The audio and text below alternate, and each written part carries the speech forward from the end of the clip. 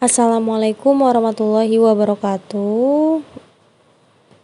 Kembali lagi kita masuk ke materi kedua, yaitu bab 2 tentang fungsi logaritma. Fungsi logaritma ini merupakan operasi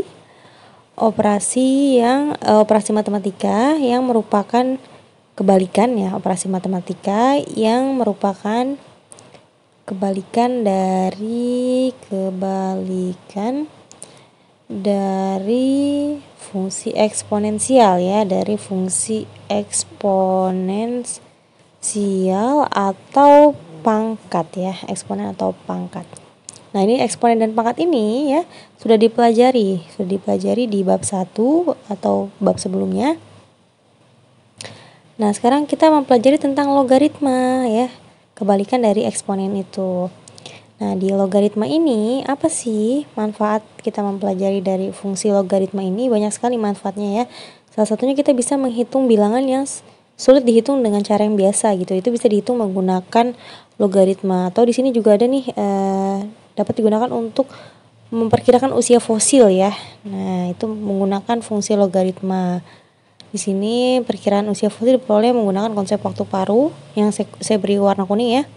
Itu kan rumusnya ada T besar dikali log, ada log di situ kan. Nah, log itu simbol dari logaritma maksudnya ya. Log itu simbol dari logaritma atau kependekan dari kata logaritma, disebutnya log. Seperti itu ya. Oke, langsung aja kita masuk ke sifat-sifat atau pengertian dari fungsi logaritma. Sifat-sifat logaritma terlebih dahulu. Nah, ini dia yang tadi ya, perhitungan mengenai fosil. Ada T besar dikali 2 log NG per NT gitu ya, fungsi terhadap variabel T dan seterusnya bisa dilihat. Nah, itu nanti aplikasinya bisa dicari lagi di internet, banyak sekali ya fungsi logaritma ini. Langsung aja kita ke pengertian logaritma. Nah, seperti yang saya tuliskan tadi bahwa logaritma merupakan kebalikan atau inverse dari eksponen. Bentuknya seperti ini, AN sama dengan B. Kalau kita punya AN sama dengan B, maka A log B sama dengan N gitu ya. Kemudian A-nya lebih dari 0, A tidak sama dengan 1, dan B-nya lebih dari 0. Kemudian A di sini merupakan bilangan pokok atau basis dari logaritma. B merupakan numeris atau bilangan yang dicari nilainya. Jadi yang A itu basisnya ya. Si pangkatnya itu kan, kalau kita punya A pangkat N berarti kan A-nya yang basis kan. Nah, makanya ketika dibikin A log B juga A-nya merupakan basis gitu. Yang di atas itu merupakan basisnya. Seperti itu. Contohnya ini. Kita punya 2 pangkat 3 sama dengan 8, maka 2 log 8 sama dengan 3.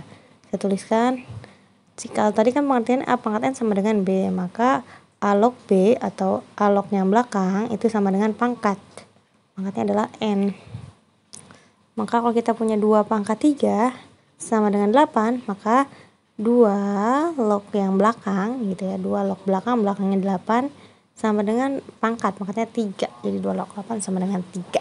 Seperti itu. Atau gini juga cara-carinya, 2 log 8 itu kan 2 log 8 itu bisa diubah jadi 2 pangkat 3. Nah, 3-nya pindah ke depan, 3 kali 2 log 2. Nah, 3 dikali 2 log 2 itu nilai 1, 3 kali 1 sama dengan 3. Gitu sebenarnya cara penghitungan logaritmanya ya. Cuma kan kita belum masuk ke sifat-sifatnya. Oke, nah kemudian dari situ sama juga untuk yang 3 pangkat 4.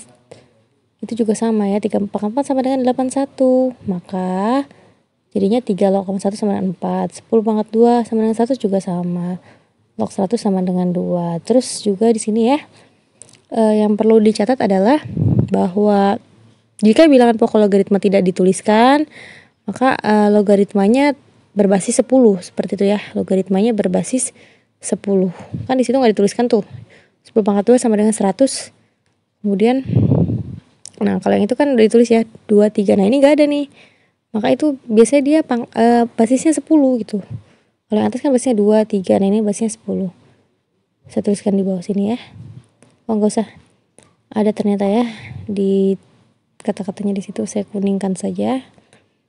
Nih ya, jika bilangan pokok logaritma tidak dituliskan, berarti logaritma tersebut berbasis 10. Seperti itu. Nah, dari definisi yang atas gitu ya, dari contoh-contoh di atas didapatkan sifat-sifat sebagai berikut. Yang pertama adalah A log 1 sama dengan 0, Karena apa? Karena A pangkat 0 itu sama dengan 1. Tadi kan A pangkat N sama dengan B, itu jadinya A log B sama dengan N gitu ya. A log A sama dengan 1, sebab A pangkat 1 sama dengan A. Kemudian A log A pangkat N itu sama dengan N. Nah, itu sifat-sifat dasar dari logaritmanya. Oke, saya beri tanda saja ya sifat-sifat dasar ini ya. Nah, sekarang kita masuk ke sifat-sifat logaritma yang lainnya gitu ya. Sifat-sifat logaritma yang lainnya. Di sini ada, saya punya misalkan A, B, dan C-nya bilangan real positif dan A tidak sama dengan 1 ya. A, B, C bilangan real positif, A tidak sama dengan 1. Oke, saya naikkan dulu. Nah, seperti ini. Oke, biar kelihatan ya. Oke. Nah, A, B, C bilangan real positif, A tidak sama dengan 1. Nah, sifatnya adalah sebagai berikut. Saya tuliskan, saya beri keterangan aja ya. Nah, A log BC sama dengan A log B tambah A log C. Kemudian A log B per C itu sama dengan A log B dikurangi A log C. A log B pangkat C itu sama dengan C dikali A log B. A log B itu sama dengan C log B, C log A.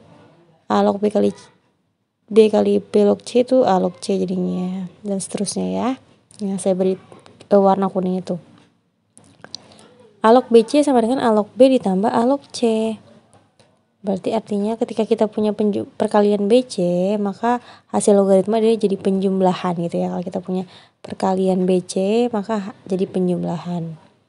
BC maka jadi B plus C gitu ya. B plus C. Kemudian kalau kita punya bagi sekarang. B per C itu bagi kan ya.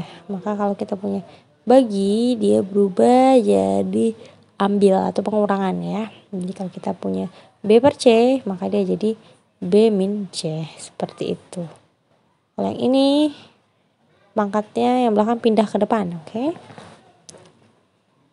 B pangkat C, maka jadi C dikali C-nya pindah ke depan gitu ya. C-nya pindah ke depan. Jadi C dikali A log B, seperti itu. Kemudian kalau A log B itu sama dengan C log B per C log A. Yang mana satu saja aja.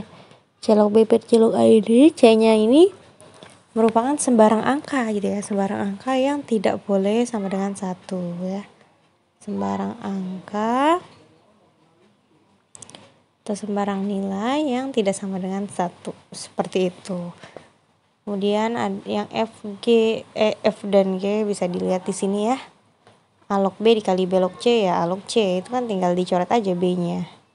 Jadinya A log C seperti itu ya. Jadi kalau ada bentuk perkalian seperti itu, B-nya coret aja. Atau saya tuliskan aja di bawah ya. Saya tuliskan di bawah.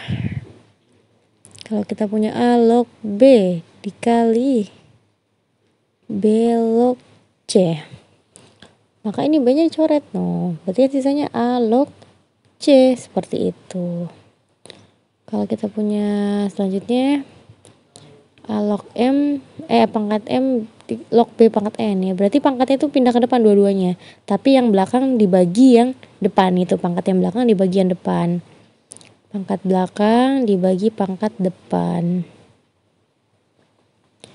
Nah, jadinya A per N gitu ya. A per M A log B. A M log B N sama dengan N per M A log B. Seperti itu. Nah, untuk yang G, A pangkat A log B, ya itu sama dengan B. Itu seperti itu ya. Karena tadi sifatnya tinggal dicoret aja yang depan. Jadi hasilnya adalah yang B. Dapat dipahami ya anak-anak untuk sifat-sifat dari logaritma. Sekarang kita mau buktikan sifat-sifat logaritma. Yang pertama, A log B sama dengan M, berarti A pangkat M sama dengan B. Ini yang bawah berarti N ya. Kemudian BC berarti A pangkat M dikali A pangkat N. Berarti di sini A pangkat M tambah N. Nah, gunakan sifat yang tadi ya. Kalau kita punya ini ya, ini sifatnya A log A itu sama dengan A gitu ya. A log A pangkat N sama dengan N gitu kan. Berarti kita tulis sini kita punya A log A pangkat N itu nilainya sama dengan N. Atau pangkatnya aja diambil. Berarti sini jadinya kita ambil pangkatnya aja M plus N berarti yang kita ambil Ya, berarti kita masukkan M plus N. M plus N. Nah, kemudian M itu apa? M itu A log B. Masukkanlah N-nya A log C. Terus ya kan jadinya M plus N A log B plus A log C. Berarti terbukti ya untuk yang pertama. Ini dari sini sifatnya ya. A log A pangkat N sama dengan N. Itu sifat yang ke C. Sifat dasar yang C yang warna hijau. Oke. Lanjut. Nomor 2, A log B min A log C sama dengan A log B per C. Di sini berarti A pangkat M sama dengan B, yang ini sama dengan C ya, pangkat N sama dengan C. AM, AN berarti bawahnya ya. Kemudian A pangkat M min N berarti ya. Di sini M min N, ambil pangkatnya aja yang diambil ya. Nah, udah pakai sifat yang tadi ya. A log A pangkat N gitu, kita ambilnya pangkatnya aja. Berarti kita ambil pangkatnya aja M min N. Terus berarti di sini M-nya A log B, N-nya A log C. Nah, berarti terbukti ya, mudah sekali untuk membuktikannya. Nah, yang ketiga ini A log B sama dengan A log B per A log A gitu ya. C log B per C log A. Maka di sini A log B pangkat M berarti B, di situ A pangkat M-nya sama dengan B karena ngambil yang numeriknya. Kemudian A pangkat M sama dengan B. Maka kedua ruas kita berikan log ya. Kita berikan fungsi log. Nah, dengan basisnya adalah basis C, sembarang nilai C. Berarti sini C log A pangkat M sama dengan C log B. Kemudian pangkatnya itu pindah ya dengan sifatnya. A log B pangkat N gitu ya, B pangkat N, maka sama dengan N dikali A log B. Oke? Maka itu M-nya pindah ke depan sesuai dengan sifat yang ini. Oke ya. Oke, kita turun lagi ke bawah. Nah ini dia. Kita lanjutkan. Sebentar. Nah, A log B berarti C log B. Di sini C log B per C log A ya, karena pindah ruas C log A-nya ke bawah. Berarti dapat A log B itu sama dengan C log B per C log A, terbukti ya. Jadi pindah ruas dia ya. C log A-nya pindah ruas jadi pembagian ke bawah. Dibagi dengan C log B. Nah, sekarang yang nomor 4, A pangkat M pangkat C berarti sama dengan B pangkat N gitu ya. Berarti A log B pangkat N per A log A pangkat N. A pangkat M ya. Ya, A pangkat M. Kemudian N dikali A log B, maka M dikali A log A. Berarti N per M A log B ya. Dari mana itu? Kita coret ya. Karena A log A itu bernilai 1 dikali M sama dengan 1. Seperti itu. Jadi terbukti ya. Nah, untuk nomor 5. Oke, jadi untuk nomor 5, masing-masing kita bikin P log ya. Kita ambil sembarang nilai P. Berarti yang ini jadi P log A. Nah, dari sini ya, dari A log B itu sama dengan C log B per C log A. Nah, kemudian sebentar, ini ada yang keliru ya. B log C jadinya P log C per P log B. Bukan P log A, maaf saya salah tulis ya. Saya ganti, ini bukan A ya, tetapi B. Oke, karena udah sama-sama P log B bisa dicoret. Jadi sisanya P log C per P log B gitu ya. Nah, kemudian dapat dari mana ini? Dapat dari sini ya. Nah, P log C ya, P log C per P log B sama dengan sebentar, kok B? A ya seharusnya, karena B-nya udah dicoret, berarti A ya.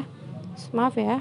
Berarti jadinya ini A log C gitu. A log C, kita ambil yang bawah, log yang atas, seperti itu, pakai sifat yang sana. Jadi bolak-balik aja sifatnya.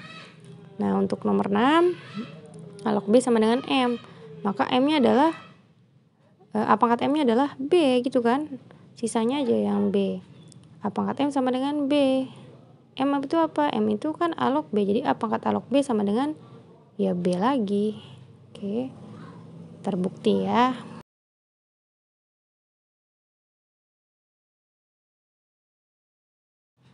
Untuk contoh soalnya, yang pertama 5 log 25 akar 5 sama dengan apa gitu ya. Ini contoh soalnya saya tulis aja di sebelah sini ya. Nomor 1, 5 log 25 akar 5 sama dengan, kita pecah aja jadi 5 log 25 gitu ya.